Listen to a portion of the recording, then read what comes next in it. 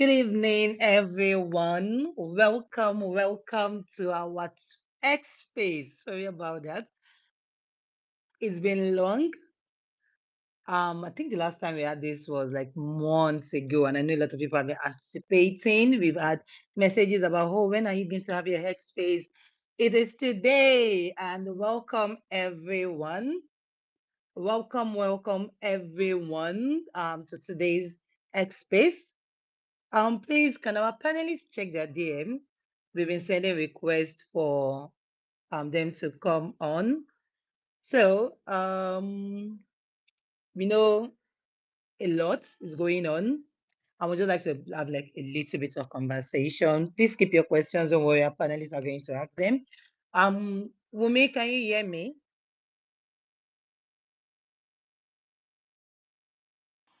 Hello, good evening, everybody. I can hear you, Martin. Okay, so over to you, Wumi.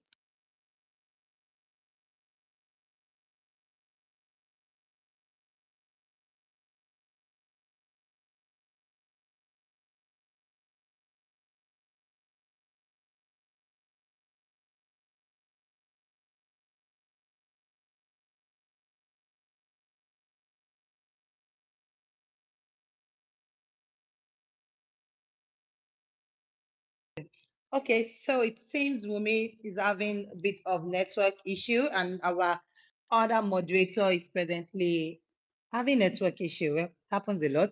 I'm sure a lot of us dealt with the whole network issue early this month. So as not take too much of our time, please can our speakers check their DMs for the invite to speak. We've been invited them to come up. So if you can get it, please check your DM. I just invited you. I can see that oh yes, Kashi is on the call. Welcome, Kashi. Welcome. Aisha and Israel, please can you guys check your DM for this, for my invites? Hi, Kashi, how you doing? Can you hear me? Yes, I can. Good evening, Mutsu. Okay. Hi, good evening. Welcome. I hope you had a good day. Well, we tried. That's just all I Okay. can say. But the weather is I hope you okay. did not see rain because it was raining earlier in Lagos and the weather has been so cold. It's currently drizzling here in Abuja. It's still drizzling now, but we are still safe. That's just it. Okay, welcome. Thank you very much. So one of our panelists says she's having issues. Okay. I oh she's up call. So let me just send a message to Israel and see if he can hear me.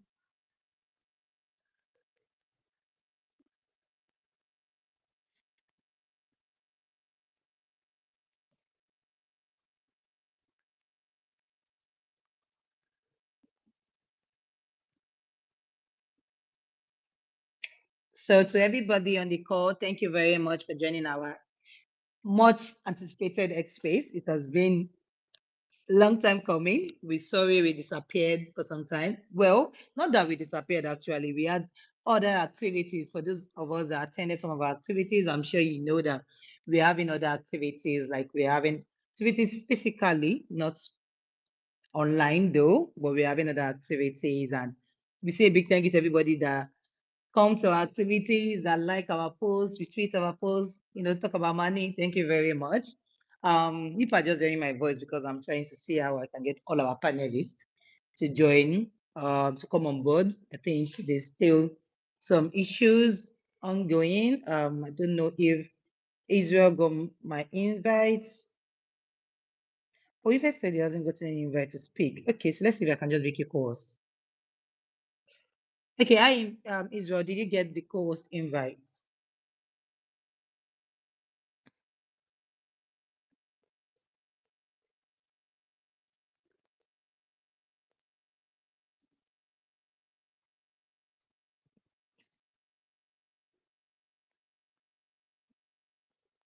Okay, I'm trying to see. Israel, I also sent. Okay, I'm going to just. I sent co-host. invite. Israel, did you get that? Or invite to speak. Let's see.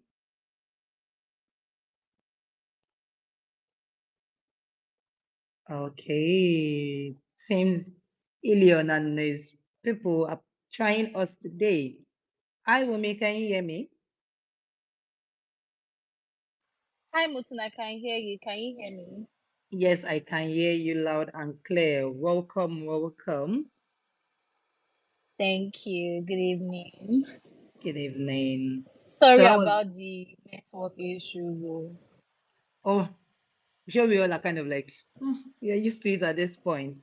So we apologize, everyone. It seems our panelists are having some issues. We are really sending invite to speak, invite to co-host, and Ilion is, playing with us today. Ilion is playing I with feel us like today. everything around X has changed. I mean, Yes. since the last time we had our Twitter space, a lot has changed around here. Okay. Yes, yes, Hi, yes. Mutun, can you hear me? Yes, loud and clear. We are sorry. Okay. Yes. Two down, one more to go. Two of our panelists are here. Finally, finally. I had to make Israel co-host because apparently Ilion wasn't letting him get the speaker invite. So we're just going to keep inviting the third panelist. But I think since we have two panelists now, I'm going to hand over to Mumi so she can just start chatting with our panelists, and everyone on this space can start taking notes of things. So Mumi, over to you. Thank you very much, Mutun. Good evening, everyone, once again, and welcome to our August X space. It's been a while, and it's good to have you all back here. Thank you for joining in, and thank you for being a part of this conversation. So, I'm going to be introducing our panelists that have decided to grace this X space with their amazing presence. So, I would be starting with Aisha Adelore. Aisha is a psychologist with a passion for mental health awareness and a dedication to helping individuals overcome mental, emotional, and behavioral challenges. With a strong foundation in counseling and psychological assessment, she strives to support individuals in leading a fulfilling life. Aisha has gained experiences from volunteering at the Federal Neuropsychiatric Hospital Yaba, and this practical experience has been pivotal in shaping her empathetic and effective approach to mental health care. Aisha, can you say hi to the audience? Say hello to the audience. Hello, Okay, I think everyone. Aisha, Hi, Umi. How are you doing? I'm fine, thank you. Thank you for being here today. It's nice to have you here. It's really nice to be here. Okay, so I'll be introducing our second panelist, Oyedika Nwafo. Oyedika is a developmental psychologist with specialized training in neurodevelopmental disorders, behavioral therapy, dialectical behavioral therapy, and cognitive behavioral therapy with over 5 years of experience. He's driven by a passion for helping individuals achieve optimal psychological well-being and is dedicated to understanding the root causes of psychological issues and promoting effective intervention strategies. So, Oyedika, can you say hi to the audience? Hi, everyone. Good evening. It's good to have you here. And I'll be introducing our last panelist for the evening, Israel Agbeja. Israel is a dedicated education administrator, therapist, and mental health advocate with about 5 years of experience supporting the mental well-being of young Nigerians, especially students at secondary and tertiary levels of education. He holds a master's degree in counseling psychology and is currently a PhD candidate at the Obafemi Awolowo University, Ile-Ife. Israel is the founder and president of Pathlighters Nigeria, an organization committed to helping teenagers transit from childhood adulthood with minimal developmental pains. Israel, can you say hi to the audience? Hi, everybody, and thank you for bringing me on board. It's nice to have you here. So Thank I'll be you. introducing my co-moderator for tonight, or the moderator for tonight. That network delayed his joining. So Oziomaebuka, over to you. Thank you very much, Wumi. Okay. Good evening, everyone. I apologize for I don't know if it's network, maybe it's my ex. I was in and trying to accept the invite problem. Okay, TGIF, thank God it's Friday. Good evening, our panelists, good evening, participants today. How we are doing today?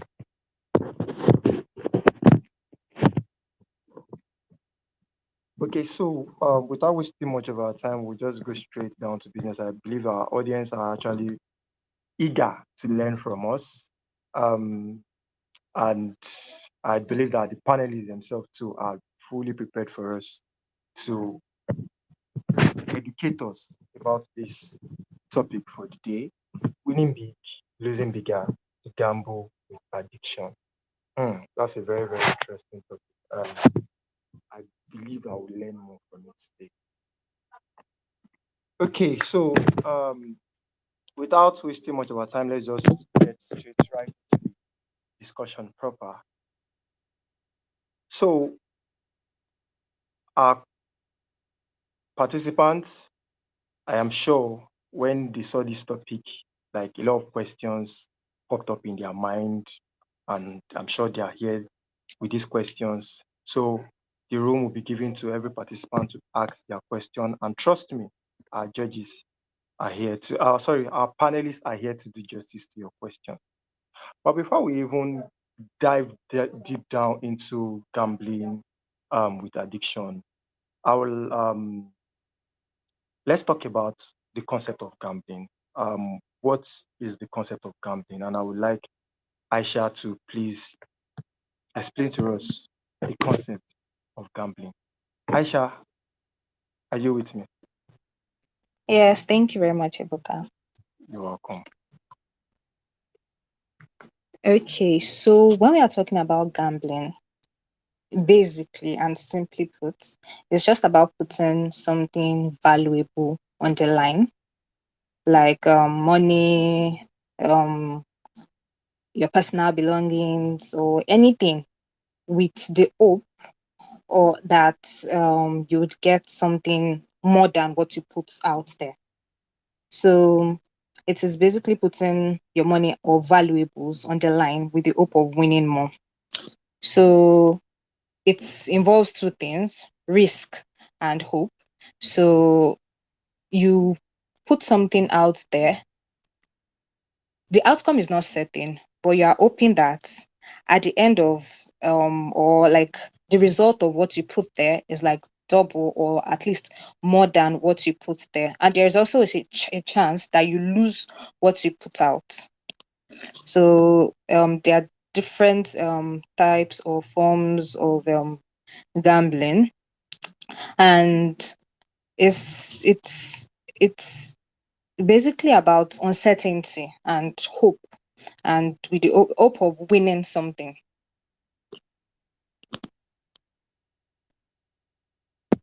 Okay, with the hope of winning something. Thank you very much, Aisha, for that beautiful response. Kachi, would you like to tell us what the concept of gambling is? We would like to know. We'd like to hear from you what the concept of gambling is. Okay, good evening everyone. Well, to me, I feel gambling is more of risk. It's more of risky, taking risk.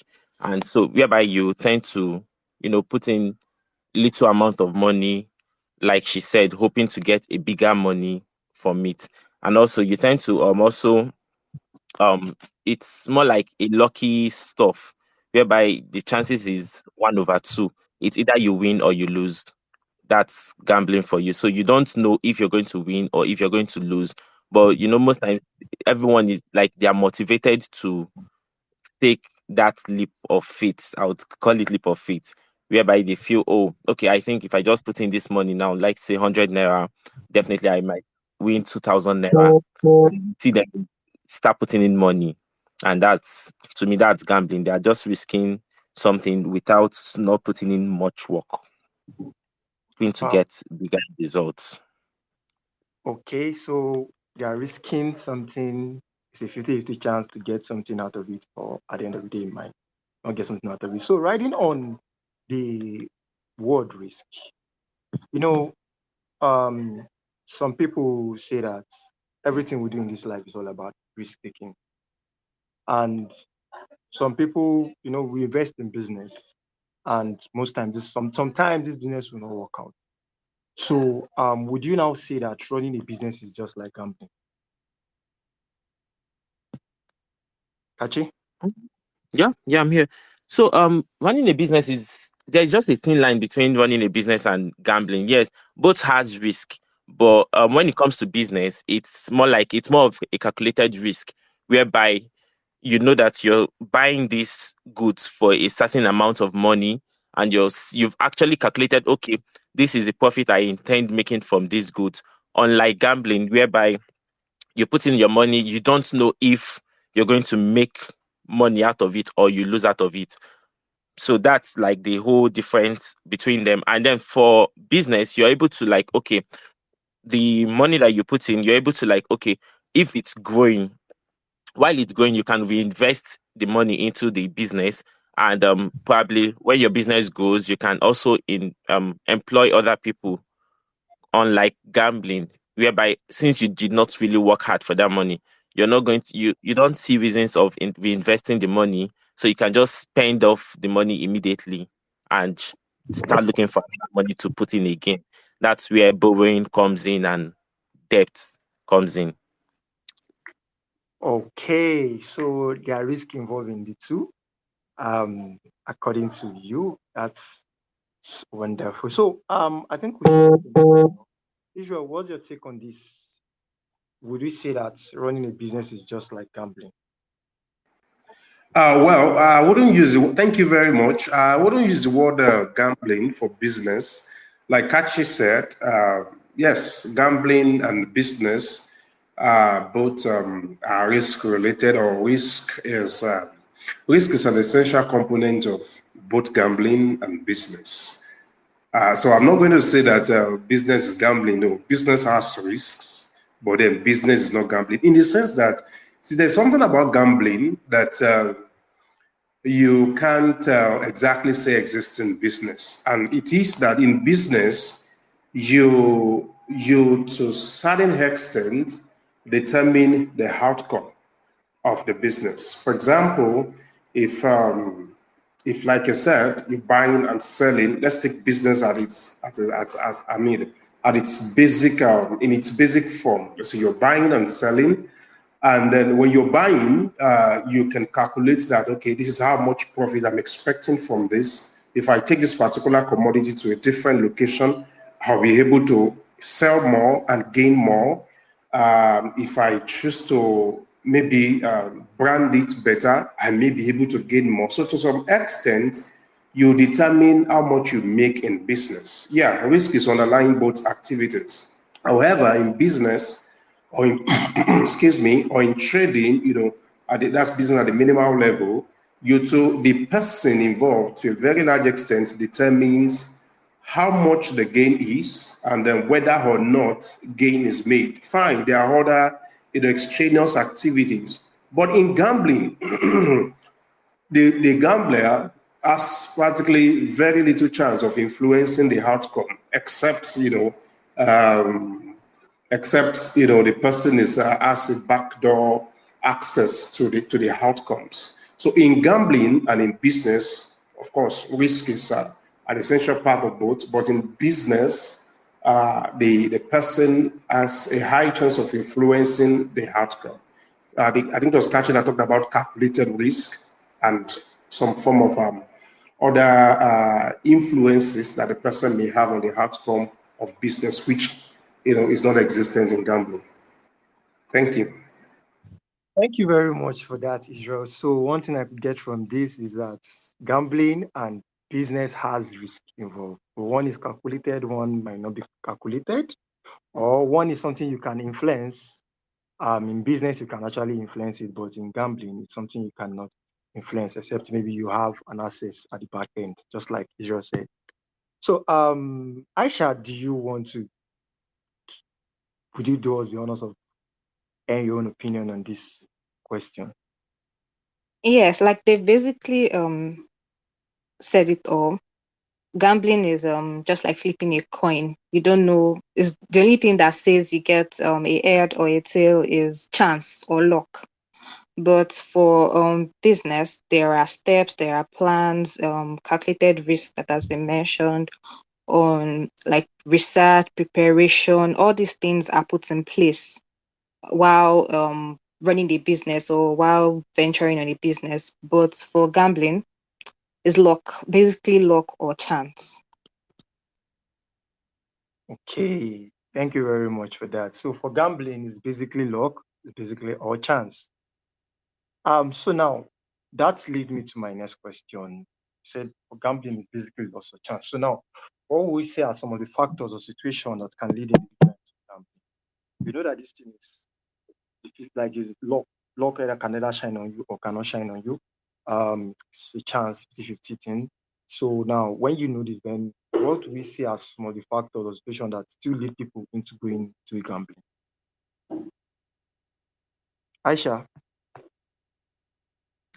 Yeah, so there are different things that can lead various individuals to gambling.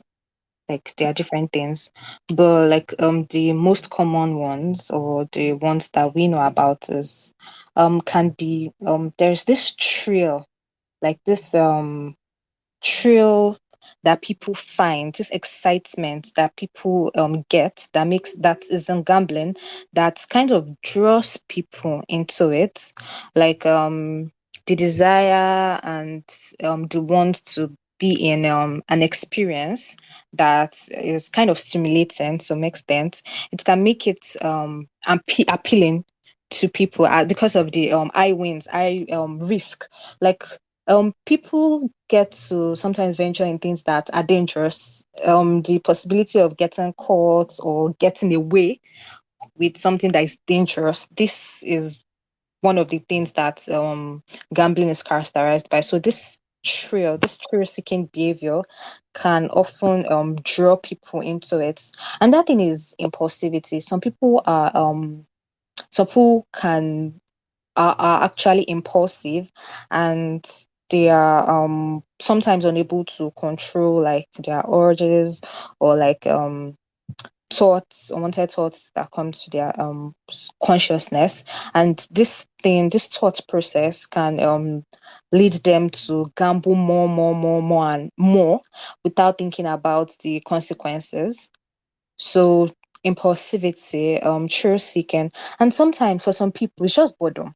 Like basically they're just bored and they don't know like what else to get into.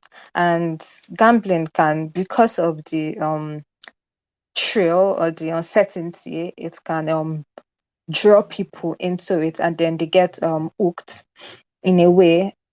Or people that um are into a kind of monotonous schedule or life or routine, and they're looking for something different. They can Gambling sometimes provide a source of entertainment for them or excitement. And for some people, they're just stressed, and gambling is an activity that can help them to, or that helps them to temporarily distract themselves from the activities of their everyday life, their personal problems. But the problem is, if it is a stress relief, if it's something they do to relieve their stress, it can become a negative coping mechanisms for their day-to-day interactions. And for some people, it can also be socioeconomic factors like when they have issues with funds or their finances, and they feel like, oh, this, you put 100 naira, you get 1,000 naira, and then, oh, this is fast, I can use this to solve my financial issues. This is something that draws people into. These are just some of the things that can essentially draw a person into engaging in gambling. Wow, that's a lot. Thank you very much, Aisha, for that. I agree with you on that last point. Yes, social economic, financial status, like financial crisis, and all that. Yeah. You spoke about boredom. I mean, boredom got me. It aroused my interest, like boredom. So people can go into gambling because they are bored. Wow, that's something new that I know I've learned today. So, Israel, we would like to also hear your own. You are about to hear your own take on this. What are some factors or situations that can lead people into? Okay, thank you very much. Broadly, I will classify them into two. One is nature, and the other one is nurture. Like Aisha was saying, some people are naturally impulsive. Some people do what we call impulse buying. They go to the mall, see a beautiful piece of furniture or clothing, and without considering how much they have, how much they have to spend, their bills and their income, they jump into buying. And many times than not, when they get back home, they realize that they've made some economic mistakes. Some people are just like that. There are many factors for why they are like that. And people who are like that too may also jump at gambling. When there's an advert that, okay, you put in so money, you get maybe 100 times the return. People who are naturally impulsive will jump at it. People who are not will most likely, think about it very well, think of the pros and the cons and the chances of even winning at all, before deciding to put their money or some other valuables into it. So people who are naturally impulsive are more inclined to go into gambling. So that's number one. So the second one is nurture. There are a number of factors under nature. I've just chosen to pick one. Then under nurture, companions, friends, peer pressure. Where I work currently, I work with teenagers and adolescents. And I will tell you that the reason many of them gamble online is because of friends. You have people, about 18, 20, 21, 22, 24, and all of that. And they are gambling basically because their friends gamble. I know somebody will tell you that, oh, I was able to win so amount of money. So the fact that your friends are doing it, particularly at that stage of life, the teenagehood years and the early adolescence, where you want to keep up with the Jones. You want to, like a particular singer said a couple of years ago, you want to roll with the big boys. Basically just being among friends, peer pressure, pushes sometimes people to go into gambling. And like Aisha said, I think she mentioned the allure of money, wanting to make quick money, wanting to oppress other people. Then I'm going to say something that I count very important, which is low self-esteem. I believe that low self-esteem is what makes people want to oppress other people and then pushes them into gambling. Now, I've had to, attend to a couple of students who had issues like this.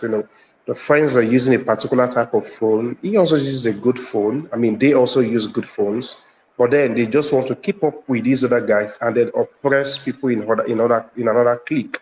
So for him to be able to do that, he had to, for them, they had to together decide to tamper with their school fee and some other monies that they were meant to pay to the college, and then with hopes that they were going to get money back.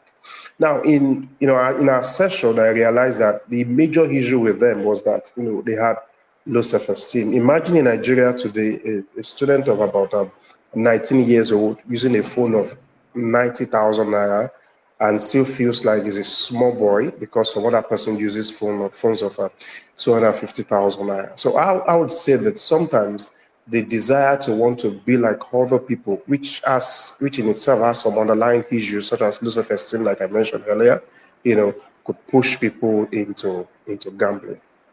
Thank you. I'll stop here. Thank you very much, Israel, for that beautiful response. So I picked out impulsiveness, peer pressure, low self-esteem. Thank you very much for this. This is really, really insightful. So, guys, we've learned that today. Impulsiveness is one of the factors. Low self-esteem, financial crisis is one of it. Peer pressure too is one of it. So now we've been talking about gambling itself. We've been talking about gambling. I think at this juncture, let's now go deeper. Let's now look at gambling addiction. So what is gambling addiction? Aisha, please help us out on this.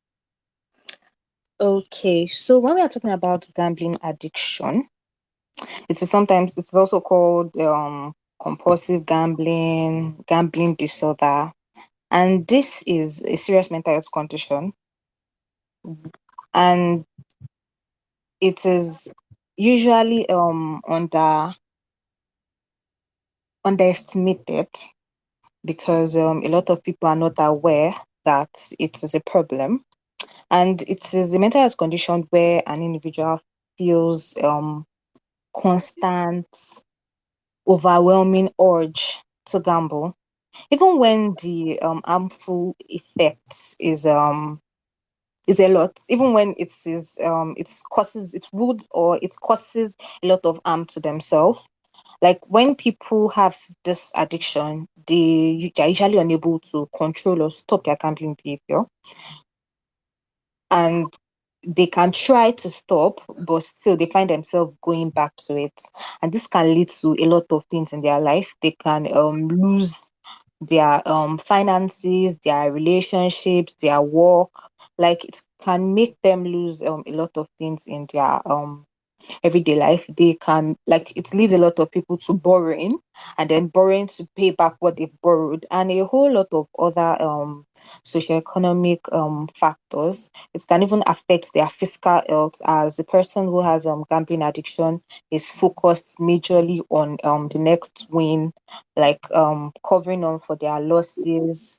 Like it is a whole lot, and a lot of people are not aware that it is a problem, and there are some people that actually have this addiction, but they are not aware that they have this gambling addiction. Okay, thank you very much for that, Aisha. So a lot of people have this addiction and they are not aware that they have this addiction. So okay, now that brings me to my next question. Kachi, can it now be said that a person who gambles is addicted to gambling? Now we already know what Aisha has explained to us what gambling addiction is now. So that can it now be said that a person who gambles is addicted to gambling? For that, because gambling addiction, it deals more with compulsive behavior whereby they are unable to stop. So I would say it's not a person who gambles is not addicted to gambling, in the sense that this person, some people actually gamble for fun, in the sense that this person might just, maybe I gamble when I'm just with my friends. I'm just like, oh, okay, we are currently watching a match, and we're like, okay, let's put in some amount of money. This person is going to win, or this person is going to win. We are doing that for fun. It's not as if that's like a source of income, or maybe we are looking forward to getting the money, and without the money we might not be able to survive. Sorry, Kachi, sorry, I don't know if it's from my end, but I don't know. I can hardly. You're like, it's sounding so fast. So far, so fast, like fast. As if you're yeah. Okay. If it's from my end. Sorry, okay. No, I'll slow down. Okay, so I was saying initially that for me, I don't gambling. A person who gambles is not the same. It's not all persons who gamble is seen as being addicted to gambling. because Okay. most times people just gamble for fun. Now, yes, there's always a thin line between the addiction and the non-addicted gamblers, because it's from the I am non-addicted gambling that they end up being addicted. So those ones who are not addicted, they just gamble for fun, maybe probably just for recreational purposes, in the sense that um they are. So I was giving an example. I was saying, for example, I can be with my friends and probably we are just seeing a match, and then next thing we're like, okay, this person is going to win or this club is going to win, and let's put in money for it or something like that. At kind of maybe because of one argument or the other. So, but that one, after that match, I think everything ends there. We don't go back to like, oh, okay, let's keep gambling, let's keep putting in money for one thing or the other. But someone who is addicted has this compulsive behavior whereby the person is unable to control the urge to or the urge not to gamble. And then you see them that even when they say, oh, I want to stop gambling, they find they start having these withdrawal symptoms and all that, whereby they're unable to stop. So that's it. So it's not the same. Okay.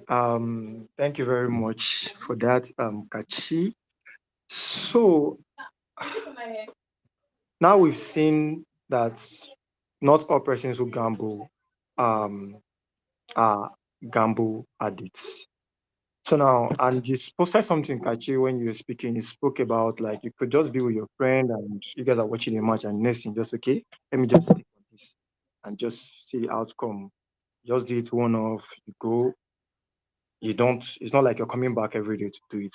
So now this now brings me to my next question now. You know that in our society today now, everybody will want to see, because you know when we paint, the society somehow paint gambling as a bad thing. So even when somebody is maybe just gambling one off, they see you like, oh, you're already having a problem. So Aisha, um, so what differentiates a social gambler from someone who with a gambling problem? Because some people gamble for fun, some people just like Ashi mentioned, you are sitting with your friend, you're watching football and say, okay, let me just take on this. Oh, Mayu might just win this. Mayu might just win this. Let me just take on it and just let me use the word cash out, just like that. And so now, what would you say differentiate a social gambler from someone with a gambling problem? Okay. The difference is when we are talking about social gamblers, these are people that view gambling strictly as a form of entertainment. So they only gamble on maybe special occasions, and um, they they don't gamble at the expense of their finances, or of they don't gamble important they only gamble little amount of money that they know that is not going to affect their finances, and they can stop, like when they have lost or when they are winning, they can stop at any point they can stop at any point without it being an issue for them. Their gambling activities does not interfere with their day-to-day activities, doesn't affect their relationship. It is just something of leisure to them. It's just something of fun that they engage in, and it doesn't they don't necessarily experience any negative side effects. But for people with gambling problems, with gambling addiction, they will always have that thoughts like at the back of their mind. Like if like thoughts of gambling is always somewhere at the back of their mind, it will come to their subconscious unprovoked. They have issues stopping their gambling behavior, even when they are aware that it is already affecting every part of their life. They find it hard to stop. they usually gamble way more than what they plan to. And they tell themselves they'll stop now, but then they'll stop now. Their now would never come, or would come when they are being forced to stop. And they'll have issues with everybody because they are usually unable to function. They are unable, you can't trust such people with any kind of funds, because any money they see, any opportunity they get, any free time they get, they want to go and gamble. Any money they see, they want to use it to gamble. And it affects their emotions as well, because their thought process is consumed with thoughts of gambling. So that's basically the difference between someone someone who is a social gambler and someone who has problem with gambling. Okay, thank you very much. Thank you very much, Aisha, for that. Hello, can you? Thank you very much, Aisha. Yes, thank you, Ebuka. Yeah. Okay, so now we've seen that there's a difference between, you've seen what differentiates a social gambler from a person or someone with a gambling problem. Okay, now let's look at it from another angle. We have people that are called professional gamblers. People in the gambling in our present day society has grown to the point that people are now seen as professional gamblers. People take gambling as a job. That is how they make their ends meet. So now my question now goes to Kachi. How do professional gamblers manage the fine line between gambling as a career and gambling addiction? So how do they manage it as a career and gambling addiction? So because if you look at it, they will say it's a thin line between these two. So how would they manage it?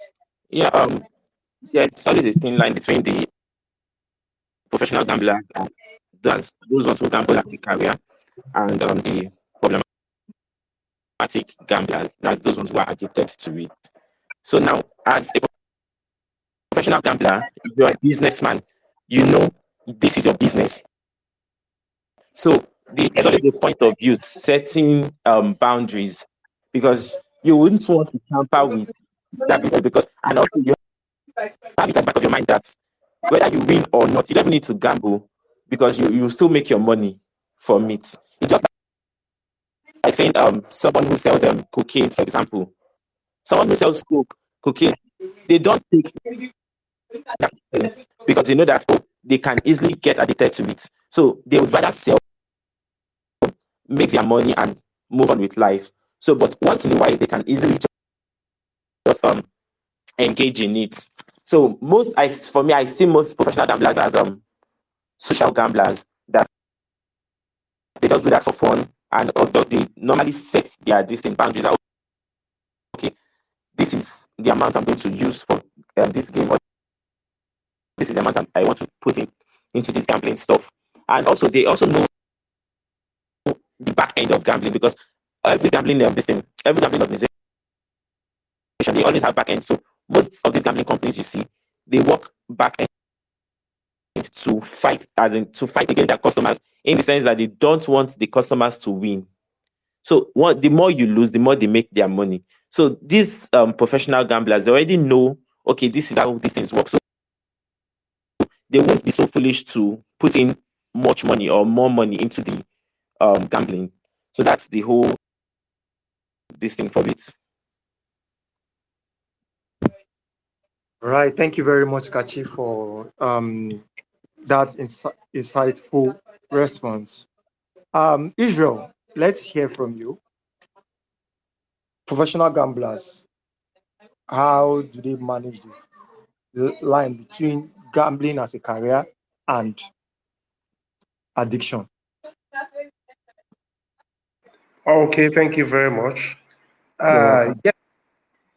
So gambling as a career and gambling addiction, I think it was Kachi that talked about there being a thin line between the two.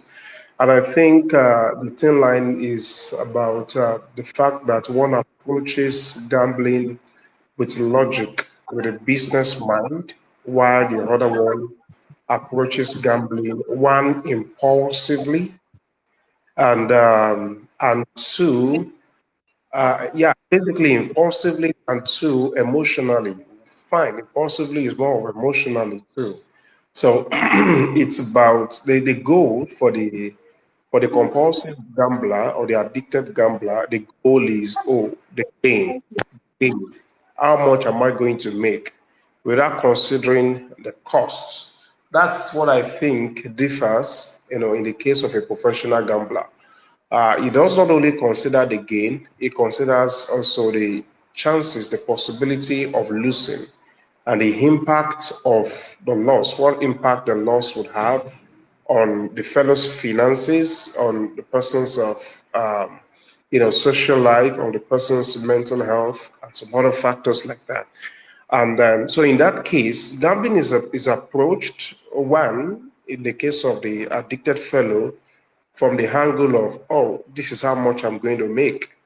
Whereas from the angle of the professional gambler, other factors are taken into consideration: the possibility of loss, the after effect of loss, and as well the chances of gain, how much to put in. So one looks at gambling as a business, knowing it can fail, while the other one looks at gambling many times without thinking back on the possibility of losses and what the impact of losses would be on their life.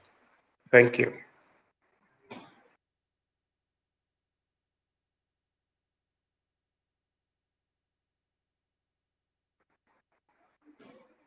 I'm done. Ibuka, I don't know if you could hear me. Oh, so sorry. I was speaking. I didn't know I was muted. I didn't know my mic was muted. So sorry. Thank you Oh, very much, bro. Thank you very much for the response. So now we know that we've been able to address the line between gambling as a career and gambling addiction for professional gamblers. So if you're a professional gambler here, I'm sure you've gotten tips that you could use to draw that line. Focus on this as a career and ensure you don't fall into addiction. So now moving on to the next question for discussion. So Aisha, what are the warning signs that we should look out for to identify potential gambling addiction in ourselves or in others? I mean, at least before we could say we want to help somebody or we want to even help ourselves, we should be able to know that we should be able to identify these warning signs. So what are these warning signs that we should be looking out for? Okay, so first off, I like to say that even though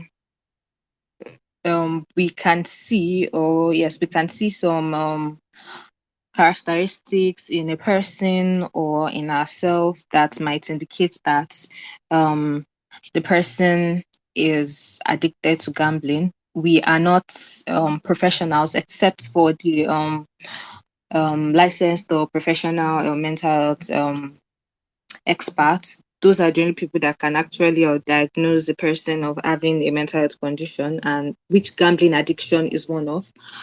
But some things that we can see that might indicate that a person has gambling addiction might be persistent and continuous recurrent gambling behavior. That's talking about when a person is gambling continuously, excessively over time, regardless of whatever negative side effect they experience.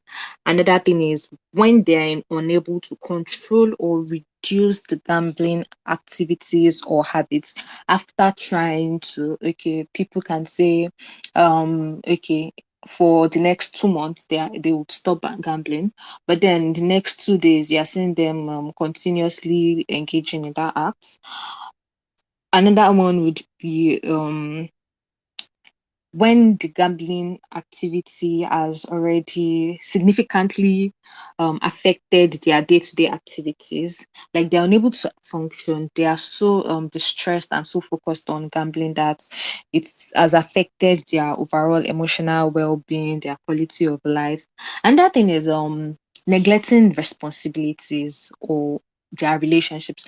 Like they have responsibilities at work, they have responsibilities to their family members, they have responsibilities to themselves. But when those things are no longer a priority, their focus is on gambling and their work relationship. Some people might lose their jobs as a result of being unable to concentrate. Some people can lose their partners as a result of the gambling actions or the financial cost of their activities. Another thing would be chasing losses. So when a person continues to gamble in order to recover their loss, it will lead to more financial trouble, like a problem. Like I've mentioned it earlier, when you lose a particular amount of money at due to gambling, and then in order to gain that amount of money, you're borrowing more, and then borrowing, before you know it, everything you have is gone, based on everything the person has is gone, based on the withdrawal symptoms, like was mentioned earlier. When a person, while they are not gambling, they're experiencing anxiety, they are irritable, they are restless, they are in distress because they are not able to gamble. And also, when gambling has become a stress coping mechanisms for them to when they feel, oh, they're stressed, they need to cool off, and the way they choose to do that is by gambling. And another thing is lying. They would never tell the truth about their finances or the extent of how much they have lost based on or how much they have lost to gambling, or lying to avoid telling people about how long or how much they are spending in engaging in gambling. If all these things are consistent in a person, it's might indicate that the person has a gambling addiction. Thank you very much, Aisha, for that. One thing that kind of stood out for me is when you said um, you lose and you keep throwing it, to keep staking because you have that urge that you win one day, you keep winning. And at that point, you end up losing everything you have, going to borrow from people. I mean, so this is coming up to me like maybe the urge to keep winning is an indication that there's a problem.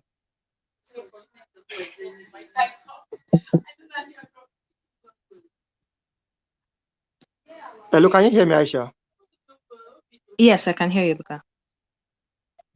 Yeah, so I was saying that, are you saying now that the urge to keep winning is indicating that there's a problem?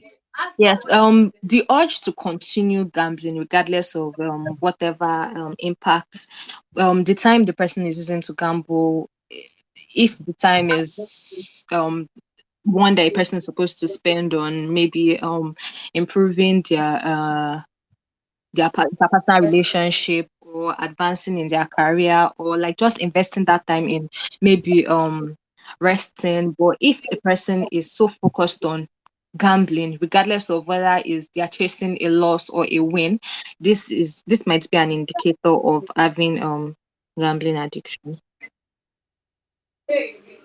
Wow, guys, we've heard from the horse's mouth. So please, let's be cautious of this. Let's be cautious of this.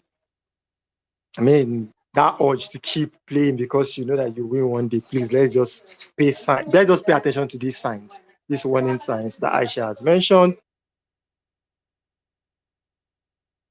Begin to get to the point that you have borrowing, you have to start that urge. You're always restless until you are not yourself until you've gone to gamble.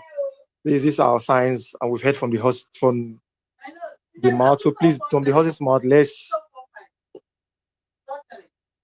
take note of these warning signs. Okay, so moving forward,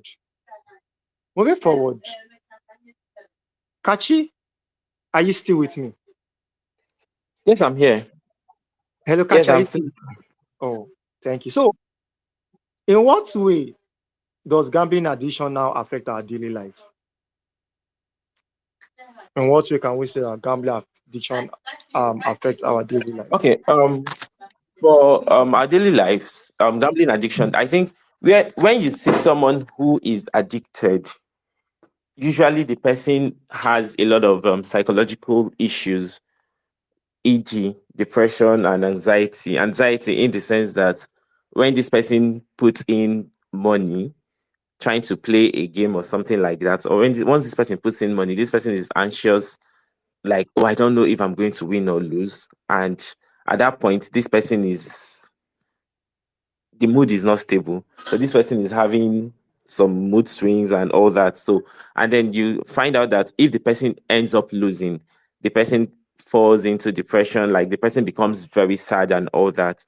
Then if the person wins, the person becomes very happy. That's where the impulsive buying comes into play. At that point, you can easily ask this person, oh, I need so amount of money. And because of this person just made a huge sum of amount, this person is likely to just give you the money, like maybe some of the money and stuff, with the hope that, oh, I'm going to still, after I just played this one, I won. So definitely I'll play another one and I will definitely win again. That's where it comes in. And then when you see someone who is into a losing streak, you find out that sometimes they become isolated from the society, from their family, from their friends. That's where you find men who are married. They start having issues with their wife. Sometimes the wife even move out of the house because they're unable to understand their husbands anymore. And sometimes you find these people, they go into debts, a lot of debts, and they collect from here, borrow from here, collect from here, even to the point of getting loans and all that. So it also affects life, or the life of people, in the sense that they also have this they don't think straight anymore.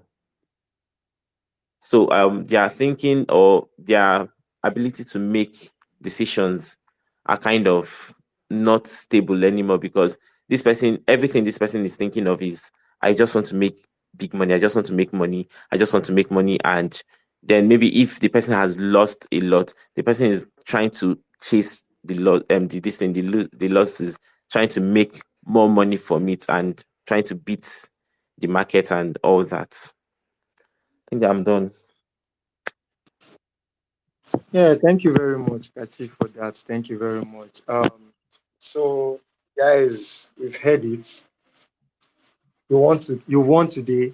Tomorrow, you believe that yes, I'm still going to win again. Keep on pumping in the money so that you keep on cashing out.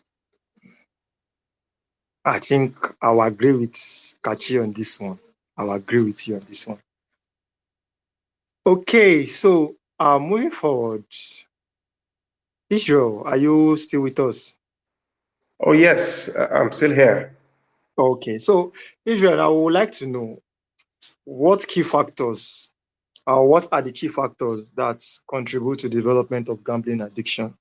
Kachi has explained to us how gambling addiction can affect our day-to-day life or affects our day-to-day life. So now, what are the key factors that contribute to developing this gambling addiction?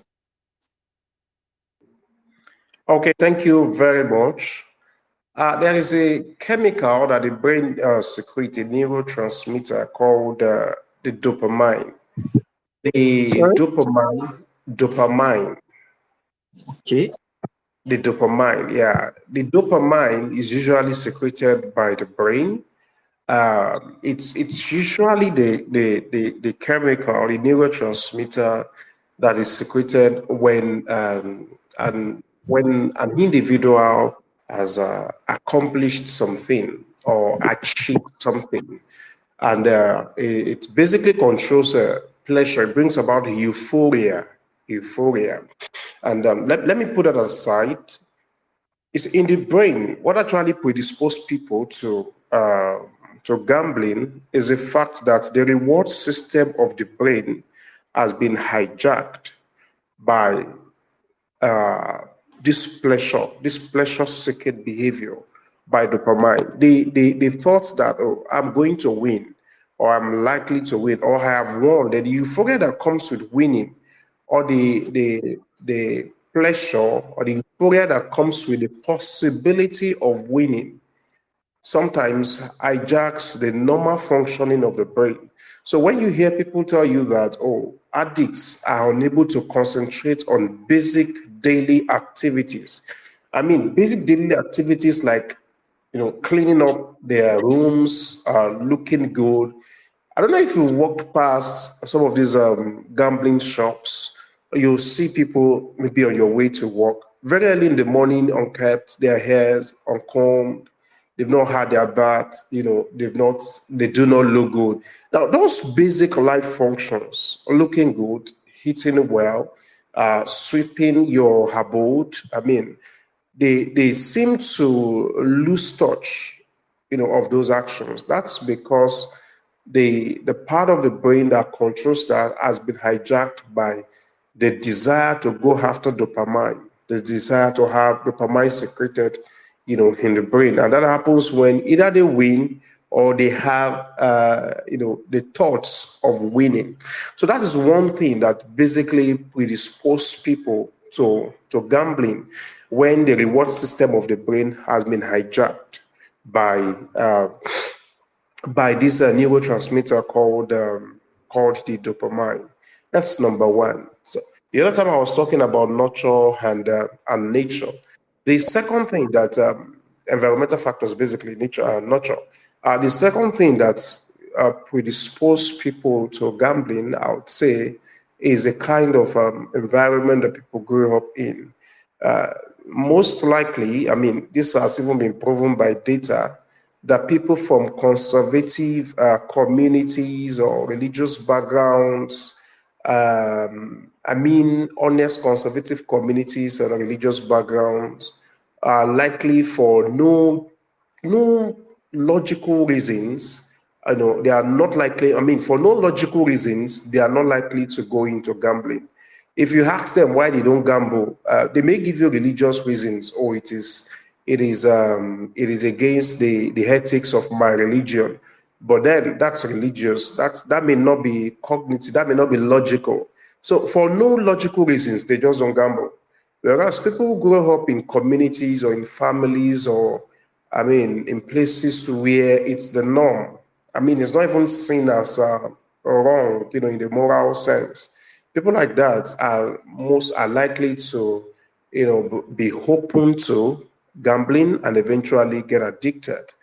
Then I was talking about peer pressure the other time. The kinds of friends and intimate relationships that one has, may also incline one to gambling and then eventually get one becoming compulsive, with gambling. If one, for example, has lots of people around who gamble, like it's a daily thing among the group of friends that one keeps, the chances that even when you have a resistance to it, the chances that your resistance, to gambling or any other addictive behavior will be weakening is very high. And for many people, it's a matter of time. The resistance eventually breaks down, and then the fellow gives in to gambling. And another factor is pressure. Pressure, many times, which could be external. The pressure to meet up with certain needs, the pressure to be able to foot certain bills can put some people under pressure, get them into gambling, and if not well regulated, can make them become addicted to gambling. And then I'm going to end with this. Another thing is, am I going to put this? I'm going to call this the recurrent, what one gets to hear recurrently, what you get to hear often and often and often. I was speaking with one of my students who I happen to be a counselor to, that one of the reasons young people will really run after, okay, I want to make money by all means. If I'm not going to work for it, I'm going to gamble for it and all those things, is because of what they get to hear over and over and over. You know, when you get to hear songs like, okay, it's all about money, you know, let me just make money. I don't care how it comes. Let me just make money. And there are no opportunities in sight to make money, or the opportunities to make money will require that you build over a period of months or a period of years, you know, can push you into gambling. Let's take, for example, you are in places where it's all about money.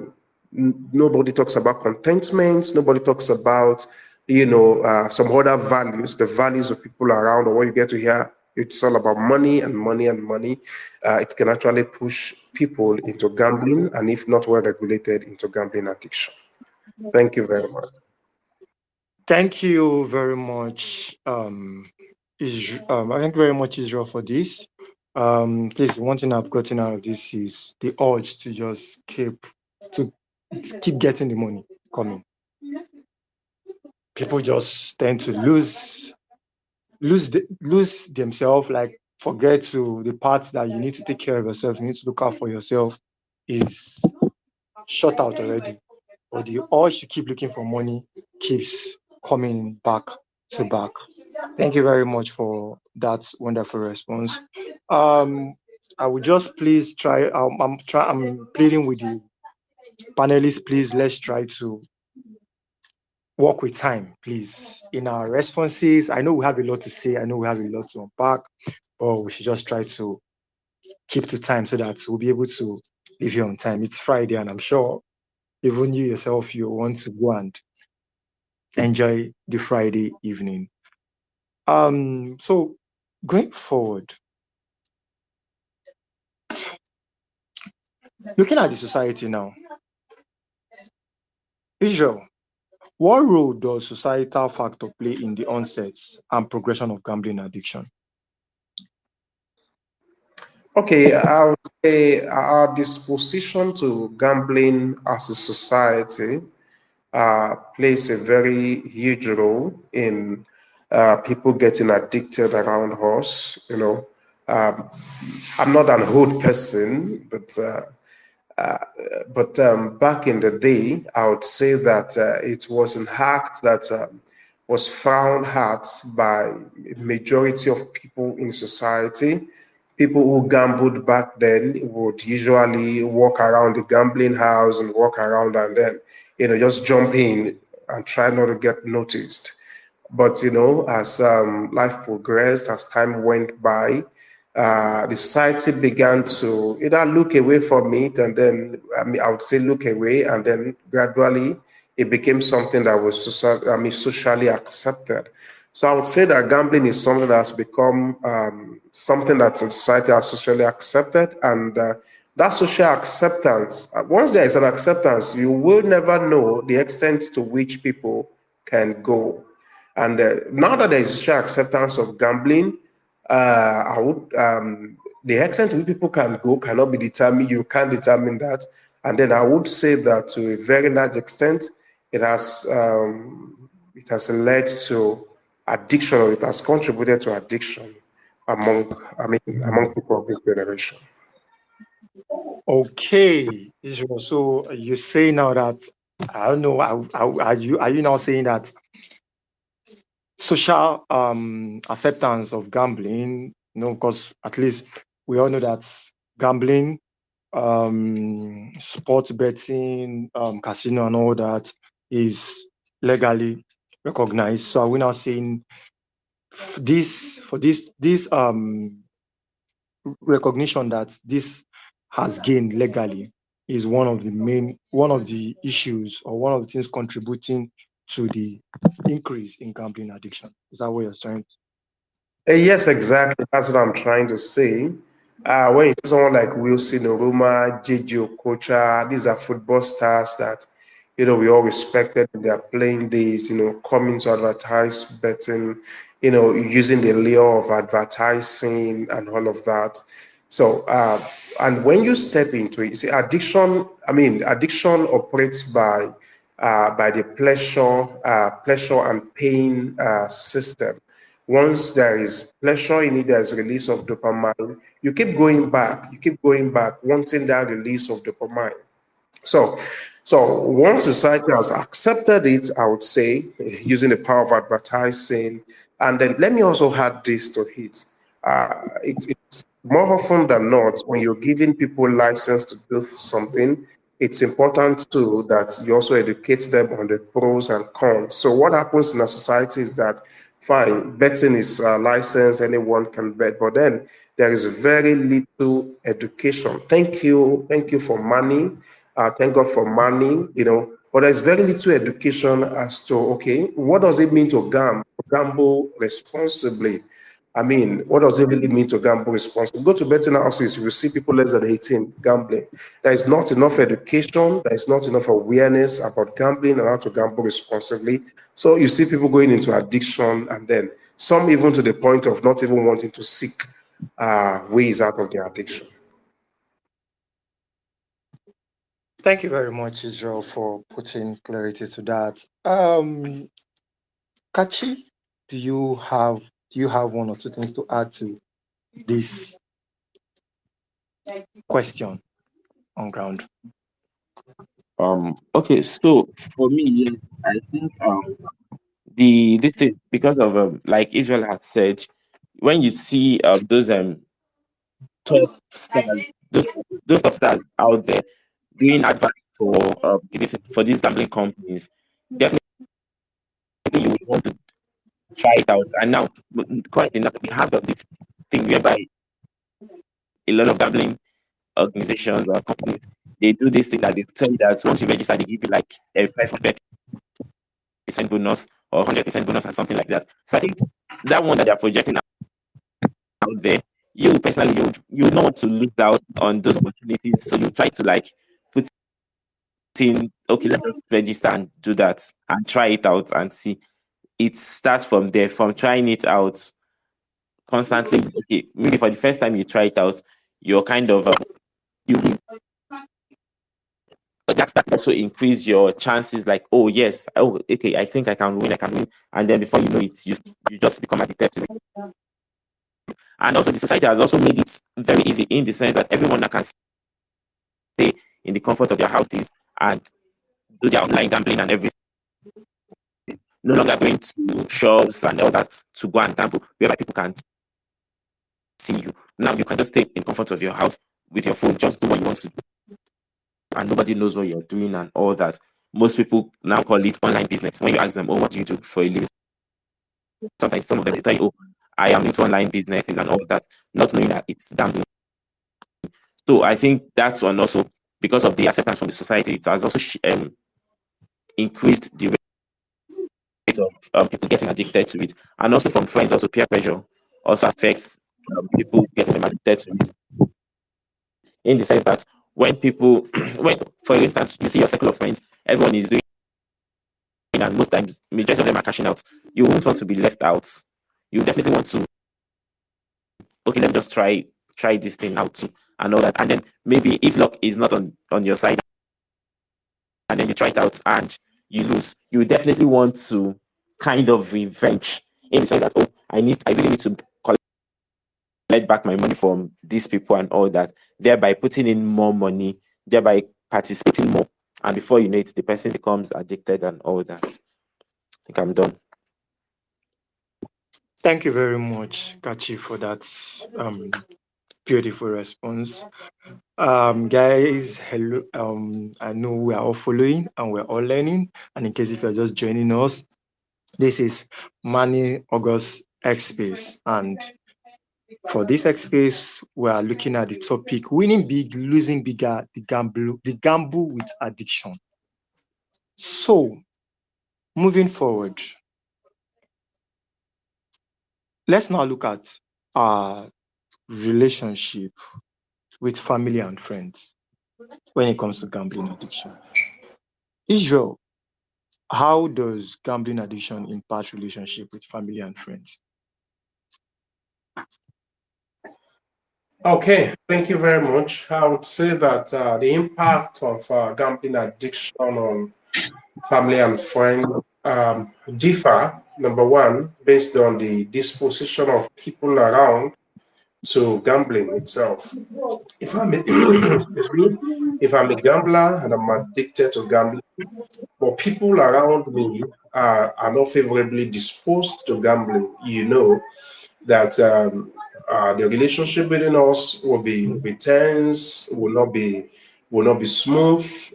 They may love me, but they will not love what I'm doing, and because of that, they may not have the best of relationships. However, if I happen to be amongst friends or people who really believe that, or you can also make it through gambling, well, they will just basically tell you that, oh, don't worry, your good days are coming. These are bad days, and so your good days are coming. Okay, now, so let me go back. Generally speaking, gambling can make relationships between people really test. Let's say, for example, a man who makes money but loses most of it to gambling, and invests so much of his emotion into it, because once you lose money, you feel bad about it. You feel bad about it. It gives very little attention to the wife. It might even begin to lose concentration at work. That may also make the relationship between the fellow and the boss tense at work, or other business partners may just know that this fellow is no longer concentrating, or the person might even be the one in charge of funds, might have access to the business funds. Before you know what's going on, the fellow is pulling out funds without the knowledge of other business partners, and because of that, the business might be experiencing some retrogression. There might be need for cash, need for funds, and then such is not available. So many times than not, it leads to tensing up relationships between the addicted gambler and people close to him or her. It could be for financial reasons. It could be because the emotions have been heavily invested somewhere else, and therefore is not being serviced to people like wives and children. Imagine the children of gamblers, for example, who are unable to pay their school fee, who are unable to do things that their colleagues and their people of their ages will do, because their father is a gambler. So things like this tense up relationship between the gambler and the people around them. Thank you very much.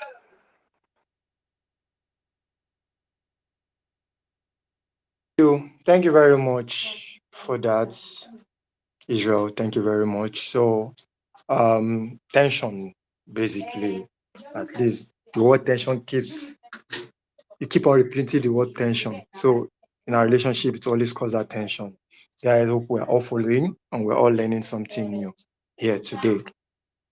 So, moving forward, Aisha, earlier on when you were talking on the concept of when you were explaining what gambling addiction is, you said about something about it's a mental health issue. So now we've understood that part. Can gambling addiction now lead to other mental health issues? Yes. Uh, Individuals or people struggling with gambling addiction, some of the emotions they experience is hopelessness. They feel like sadness or even despair. That is when they feel like they don't have other options than to gamble. And when they have lost a lot of their finances, this can lead to depression. The cycle of chasing their losses can result in financial difficulty for them, and this can make them have feelings of feelings of low self-esteem, feelings of being a failure. um this can lead to depression in people. Also, um people experiencing or people having gambling addiction can they can have they can go through intense stress or anxiety, like particularly due to finances. So when it comes to money, they're usually like worried, tense that, oh, okay, I'm putting this, how will I get this back? So they're always in a state, or they're mostly in a state of anxiety, in a state of anxiousness rather, and they are constantly worrying about their debt, how they'll recover the money they've lost, and how much this has affected their personal relationships. Some of them even feel like, oh, when they get wins from their losses, they can use that to solve their relationship stress. So like that is more pressure, more stress on them, and this can lead them to having an anxiety disorder. And also a person with gambling addiction can also can get into substance misuse or abuse. So they can turn to alcohol or some other substances in order to cope with the emotional or even psychological strain that was caused by their gambling activities. Uh, Substance using substance can be it can be two ways. It can be as a result of um them having gambling addiction, and it can also be a stress coping mechanism for their gambling activities. And this is just complex. Like the combination of these two things is actually a whole lot of mental distress on person. Also, um gambling addiction is a form of impulse control. I mentioned earlier on impulsivity. So when a person is unable to control their impulses, uh, this can lead to other compulsive behaviors, like thinking that they have to engage in a particular activity over time in order to in order to feel sane, or in order to feel in control of their emotions. Also, a person that has gambling addiction can experience intense emotions or like hopelessness, and um this can lead to thoughts of self-harm, or it can also lead to suicidal ideation. The overwhelmingness of the consequences of gambling, like in total, can actually affect a person like emotionally, like the loss, like when a person loses money, when a person has lost their relationship, they are unable to engage in appropriate self-care. Definitely their mental health is impacted.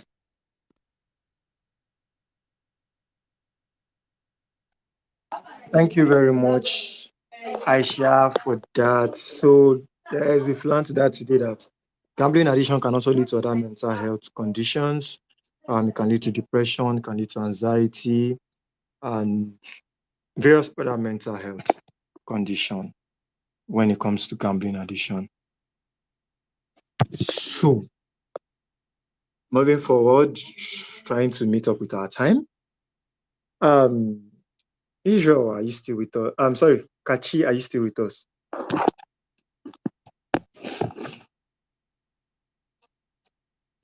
Hello, Kachi, are you still with us? Yes, I am. Okay. So, moving forward, what are the common misconceptions about gambling? You said what? Come again, please. I said, what are the common misconceptions about gambling? We know that there are a lot of people say a lot of things about gambling. People attach a lot of things to gambling. So, what are the common misconceptions that we hear in our day-to-day lives about gambling? Okay. For the misconceptions, I think a lot of people think probably once they put in more money after losing, the moment they put in extra money, they're going to like get back everything that they've lost and all that. But usually it's not like that. It's more like a trick for them. The moment they put in more money, they lose it. They tend to put in more money again, more money, and that's why usually the losses are usually higher compared to the winnings. And also, a lot of people, this one now is for most people who are addicted. They feel they can just stop whenever they want to, in the sense that yes, I am gambling, and I just have this mindset that yes, well, I feel anytime I want to stop gambling, I can easily just stop gambling. And but it's not always like that for them, because the addiction is already there. So the moment they stop, they start experiencing withdrawal symptoms. The urge to go back into it comes again, and before you know it, they just, okay, let me just try this one last time and all that. So the moment they try it again, that's just, they just keep falling into the pit deeper and deeper. And also, a lot of people, mainly youth, they see gambling as a quick way to make money. That's why a lot of youths are into gambling. They see it as a very easy means to make money. So because of that, they tend to, oh, I'm just putting 100 now. The moment um person A puts in 100 naira and gets 1,000 naira, he's going to, like, okay, tell the next friend, Mr. B, oh, what's up? This um stuff, I did it and I just put in 100 naira and I got 200, or I got 300 naira. I'm kind of like introducing you into it and all that. So they feel, okay, the moment you just put in money and you just move in, and the more money comes up. I think that's why Ponzi schemes work very well. For Ponzi scheme actually gets to trap a lot of people, because everyone wants, most majority of people wants to get rich quicker. So the moment one Ponzi scheme comes out, and then you put in 1,000 naira, and then they're paying you 5,000 naira, maybe in a week or two. Of course, you definitely tell your friends and all that. So there's a quick cash out system and all that. So now it's more like a trap. So the moment it traps a lot of people, they just disappear into thin air. So that's the same thing that happens for gambling and all that. So people want to get rich quicker. People want to, like, okay, I just need to make this money very fast and all that. So, and also I think a lot of people start seeing gambling as a problem, or most people who are addicted, they feel it's a problem only when they tend to lose, when they lose money and all that. So when they start losing money, they will, like, okay, that's the point where they start trying to leave, and also trying to get back all their money that they've lost. So that's just the whole misconceptions that I know of. Okay, thank you very much, Kachi, for that. Guys, I hope we are learning and we are flowing with it as it's coming out. So we just spoke about the common misconception which Kachi had listed out for us. So moving forward, now let's now look at, so we've been talking about gambling, the problem, the addiction. Now let's look at treatment. Let's look at help. So to Aisha, what role do mental health professionals play in the recovery process of gambling addiction? Okay, so a mental health professional, one of the things they do basically is first diagnosis and assessment. Okay, does this person actually have the disorder? Does this person meet the criteria for having this disorder? And then if the person does, then therapy. So there's CBT therapy. CBT is cognitive behavioral therapy, and this is a type of therapy that helps to, first of all, understand what negative thought patterns that a person might be having, and then helping to adjust those thought patterns, and then correcting them with proper coping, helping the person with proper coping skills. And this helps to help them to understand understand that they have a gambling, gaining insights to having a gambling addiction, a gambling problem, helping them to manage their urges, and generally improve their overall mental well-being. This will help them to develop better coping strategies, and generally also to check their progress. How are they adjusting to the treatment plans that has been provided by the professional, and then is it working? What is working? What is not working? How can these things help to sorry, how can they adjust the plans that they've had to implement better treatment plans moving forward? Just make it personalized to the person, because the triggers for each individual is different, and everybody's gambling situations is different generally. It's different rather. Okay, thank you very much. So we've learned that everybody's gambling station is different and the triggers also are different. So now, Israel, are you still with us? Yes, I'm still here. Okay. So now, Israel, what resources and support system are available for those with gambling addiction, and how can they reach out, and who can they reach out to?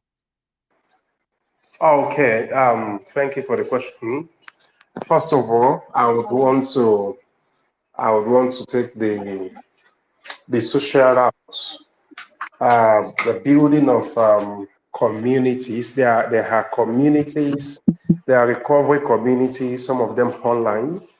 I don't know if we have many of them that are basically situated in Nigeria.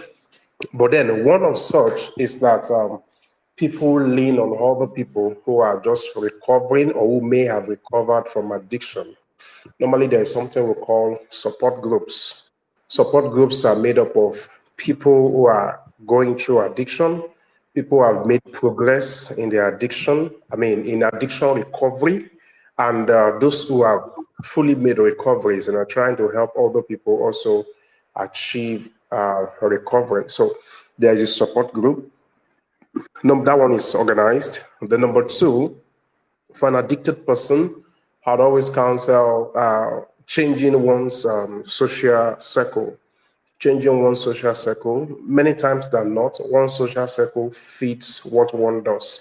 So if one is a gambler, an addicted gambler, most likely the social circle fits. There will be one or two persons in one social circle that fits the gambling addiction. So such persons will need to, there's something we call the replacement strategy, substitution strategy, by, replacing that person with someone else who has a different value or perspective to gambling. That's the second one I'm going to say. The third one is the resource of prayer.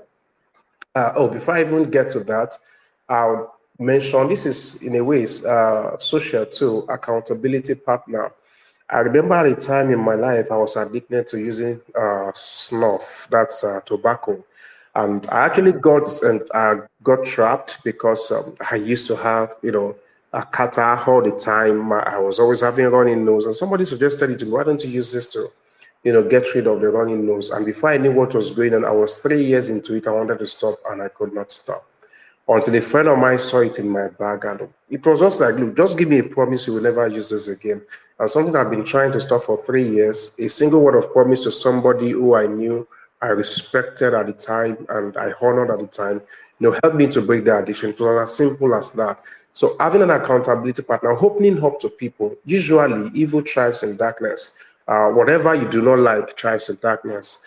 But when people around you whom you know and whom you respect know about it, they can contribute, they can help to contribute to the person's recovery. Then last of all, I'm going to talk about the instrumentality of prayer. I believe in prayer. I've seen people change addiction through prayers. I'm a psychologist, and I'll tell you that I've also seen prayer work to help people change their addiction. I would want to suggest it along with, going through psychotherapy. Praying and psychotherapy can help people recover from addiction quicker. Thank you.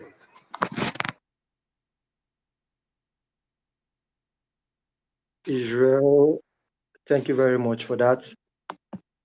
Thank you very much for that beautiful response. So it's good to know that there are social supports out there online, even though if we're not sure if they're in Nigeria, physical, but it's good to know that we have social support online that one can tap into to help in the recovery from gambling addiction. Thank you very much for opening our eyes to that, Israel. So, moving forward, still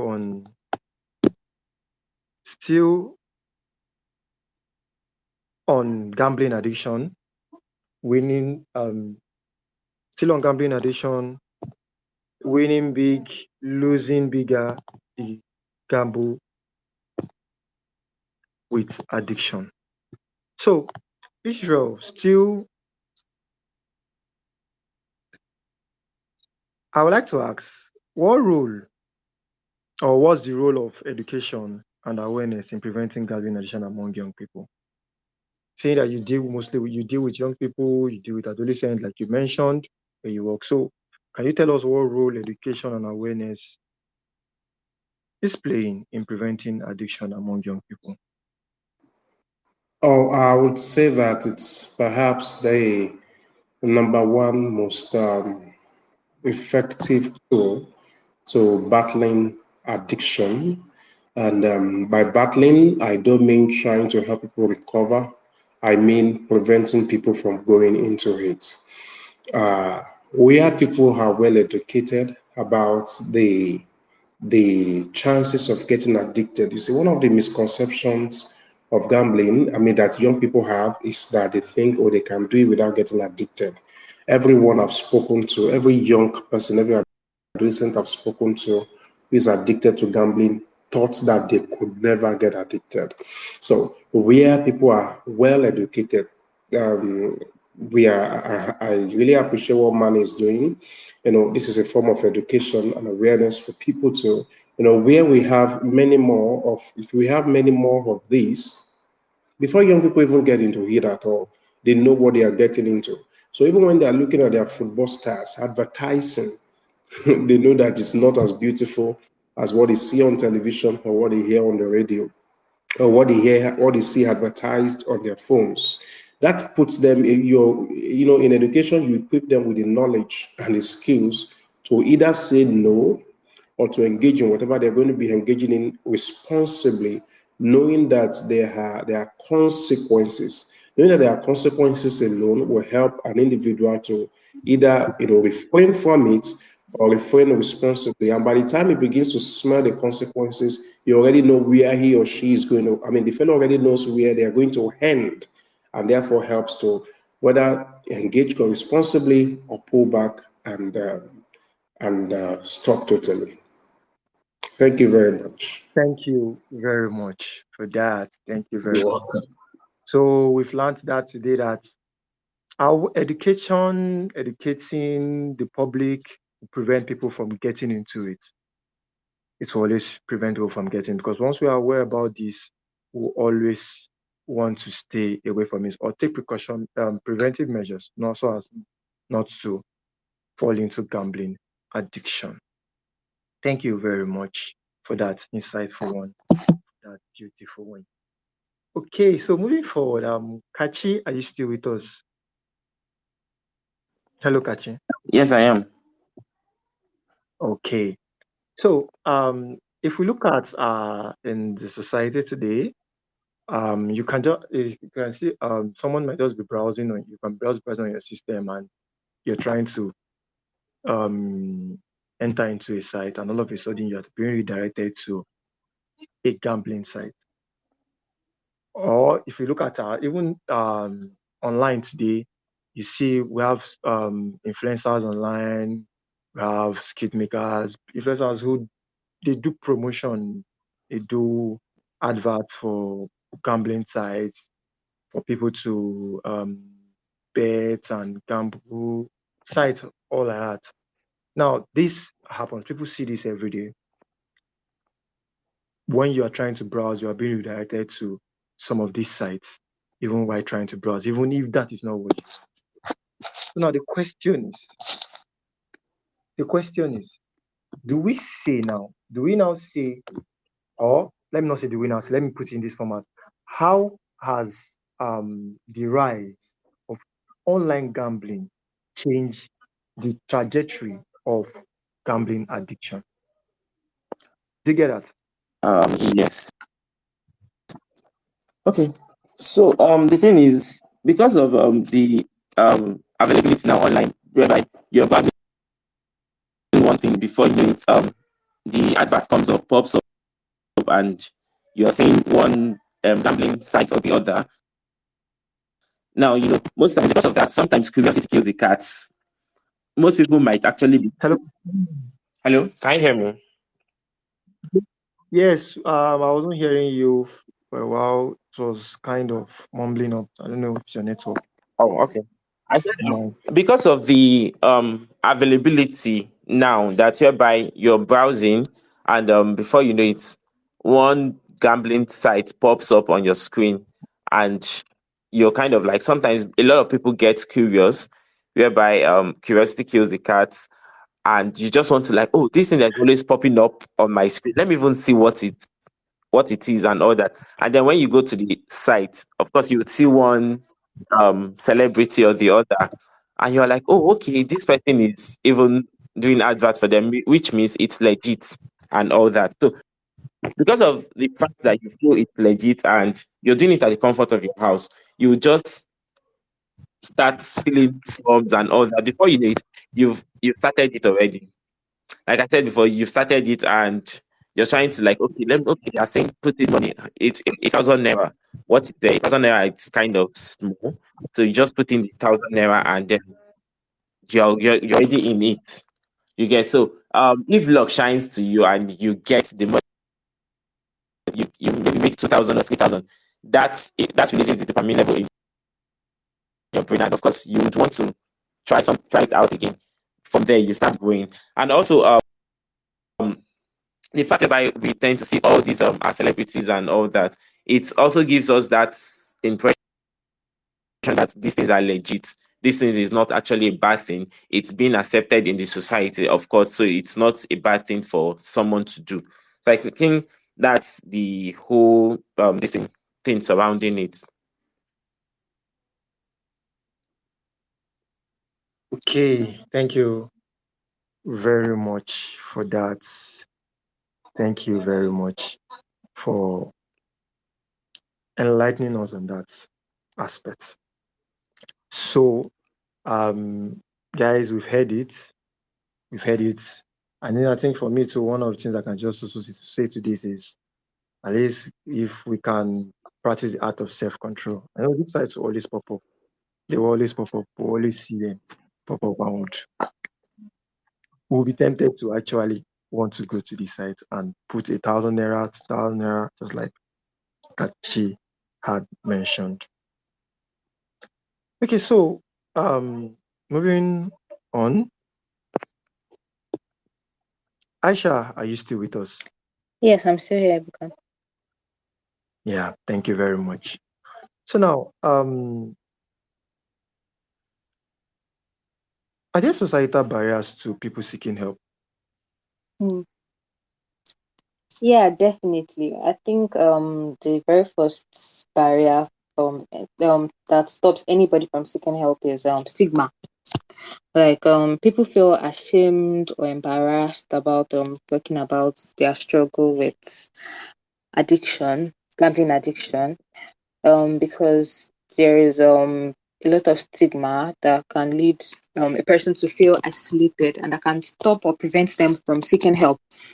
So the very first thing would be to try as much as possible to avoid using stigmatizing words.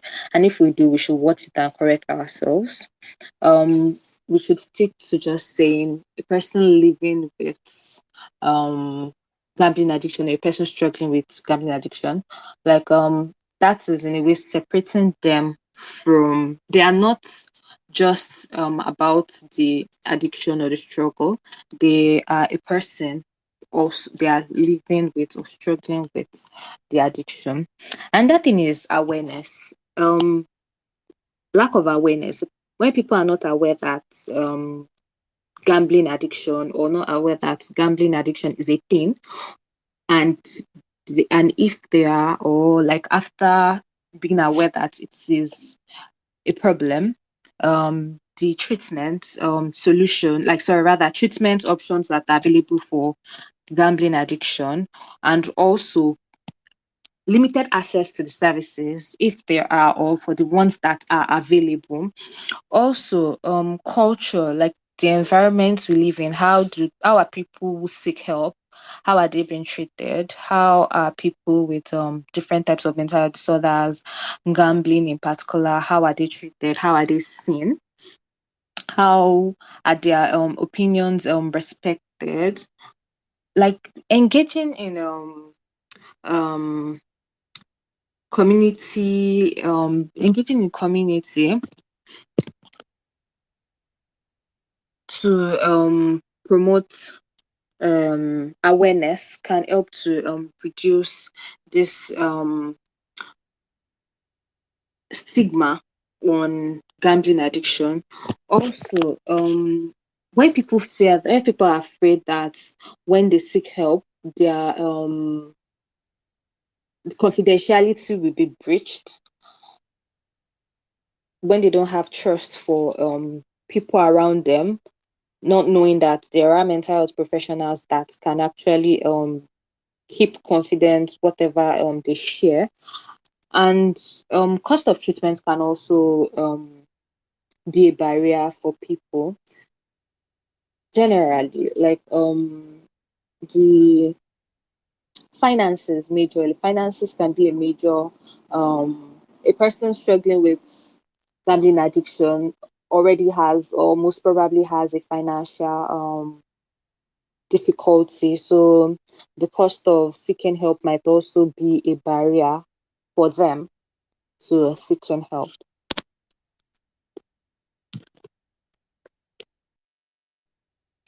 Thank you very much. Thank you very much, Aisha, for that response. Thank you very much.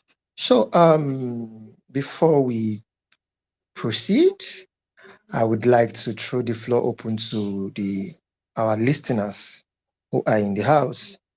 So, over to listeners. If you have any question for our panelists, don't forget the topic we are talking about is winning big, losing bigger, the gamble with addiction. The gamble with addiction, brought to you by Mentally Aware Nigeria Initiative, Money. So if you have any question for our panelists here, please kindly signify and raise up your hand, and you'll be given the room to ask question.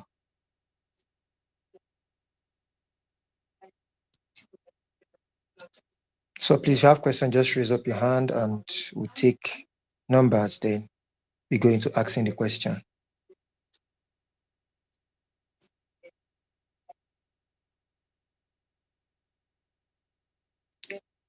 Okay, nobody has question for our panelists, so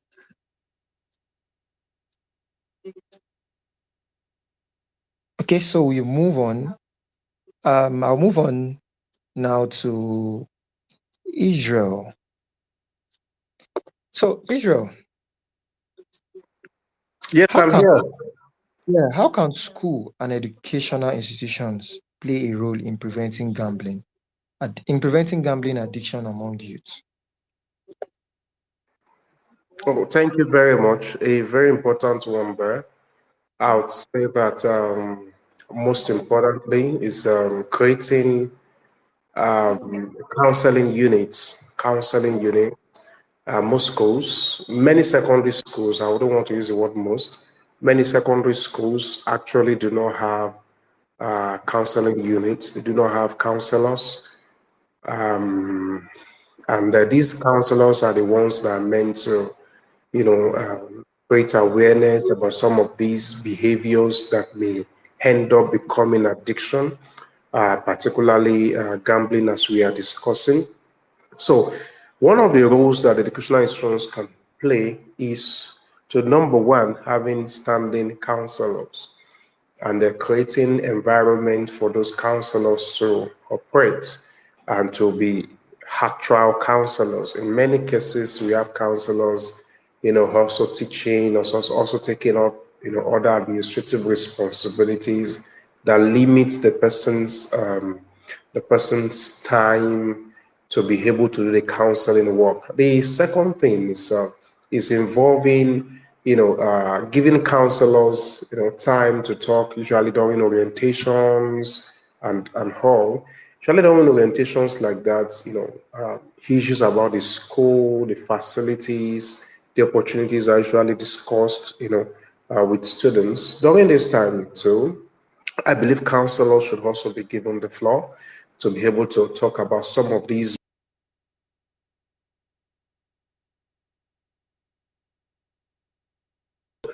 I'm going to summarize in maybe one or two statements. Number one, number one, counseling units, functional counseling units. Number two, enabling and empowering counselors to continuously create awareness, organize seminars and all of that that will help young people to get aware, to get well educated about gambling, and help them to either withdraw from gambling or, recover from gambling or not step into gambling at all.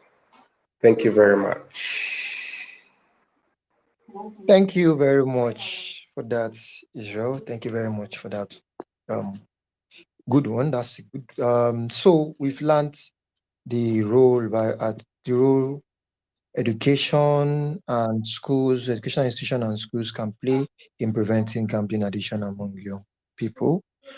So now to the final one for us to wrap it up. Our time is almost up. But working with time, we only have 6 minutes to end in this space.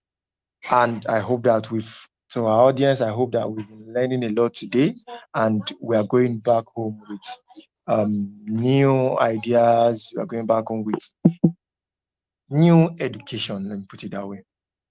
So finally, to wrap it up, and I would throw this to Israel and Aisha. So, Israel, is there a role policymaker can play in addressing the rise in gambling addiction? Oh, yes, I believe so. If you go to buy cigarettes, you would see it written on the cigarette kiosk or on the cigarette box itself. Smokers are liable to die young. Similarly, too, there should be big banners, in betting shops. Online betting should be limited and should be removed from certain platforms. I use OPay, I use PalmPay, and there's a section where I won't want to mention, there's a section where you can place bets. There are even adverts on those applications where you can stake, where you can, and then we have people of less than 18 who use the application, people who have not yet been equipped enough, to say no, who are still, largely impulsive. So policymakers can instruct those fintechs and then can help to regulate how adverts fly around. I'd also want to say that parents can also, help with parental control on their children's phones. And then in betting shops, big banners should be placed there educating uh, gamblers to gamble responsibly. Thank you very much. Thank you very much for pointing that out. So our government needs to take note of that. I wish somebody from the government, or if from our audience, somebody from the government, from the policymakers are here, please let's do what to take note of that. So over to you, Aisha. Let's wrap up with you. Okay, so for me, the one of the most important things would be to launch public awareness campaigns like everywhere. In primary schools, starting from primary schools, secondary school, the universities, in our communities, ensuring to like launch public awareness campaigns to educate people about the risk of gambling and also to educate people about the warning signs of addictions, like things to look out for, signs to take note of, key indicators that a person might be developing gambling addiction, like basically providing information on how to seek help and also resources that are available that can help a person to recognize the problems early and then also to seek assistance, like educating people of the negative effects of their addiction.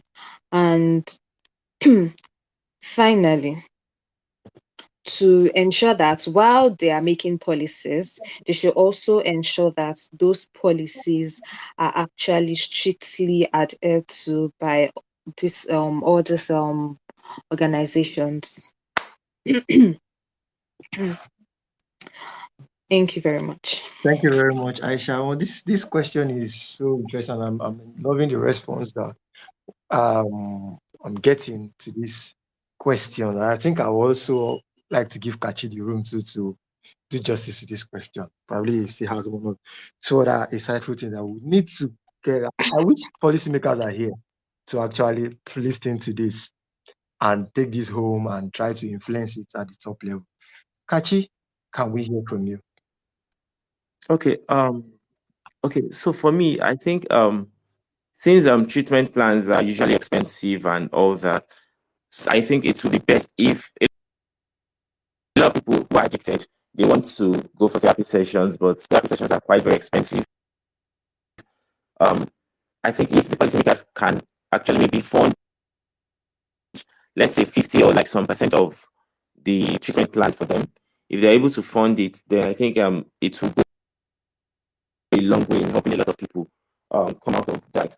And also in the form of awareness. First off, before this person would want to do this thing, does this person know if they have to give awareness so that they would know that, okay, yes, there are like organizations who are into therapy sessions who also can help them come out of their addiction problems and all that. So for me, I think if the right awareness is done, then the policymakers can also help in funding those the sessions for them to come out of it.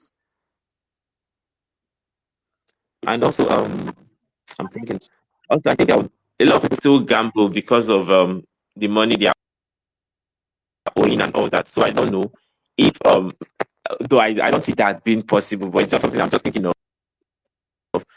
If there's a way they can help them alleviate those debts that they have. You get, I don't see it like being visible and all that, but it's something that could also help them because if they're no longer owing people, most of them might not really get or have more reasons to go and let me just try again one more time and all that. So that's just all I can say. Thank you very much for that beautiful response. Thank you very much, everyone. Thank you very much to Israel, Aisha, too, for responding to this. I mean, this question is a very interesting one, and I wish policymakers are here to also take this home and try to influence policies. I believe governments can also, like Kachi talked about government supporting in treatment. I believe government can also create, infuse it into their budget. And even if it's there already, I think government should start utilizing that fund to help people in aspect terms of treatment, because treatment is expensive out there. A lot of people are falling into this gambling addiction, and treatment is expensive. So with this, we come to the end of this panel discussion tonight on X. I want to say it was really I really learned a lot from it. I really gained one or two, and I believe that our participants, our listeners, also gained a lot from this discussion tonight. And I know that we've taken one or two things home that we'll go and apply. So please don't forget, there are warning signs that have been stated here. Don't forget to always look out for these warning signs and try to help somebody who is struggling, who you perceive to be struggling with gambling addiction. Now, you're not providing professional help, but just referring the person to where the person can get help is a form of help that you've rendered to the person. That's showing that you care about the person and you you wish the person well and you want the person to be better.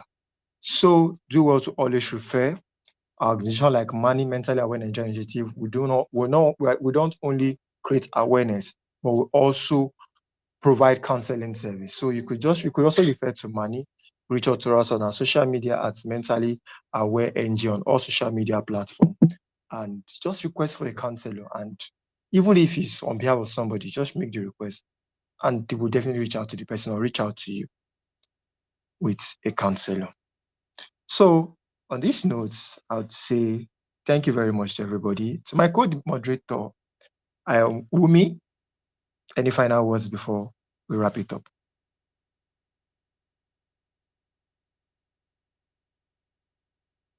Hello, Wumi. Can you hear me?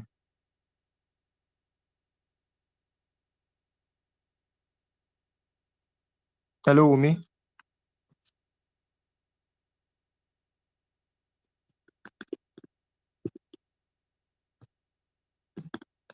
Hello, Wumi. Can you hear me?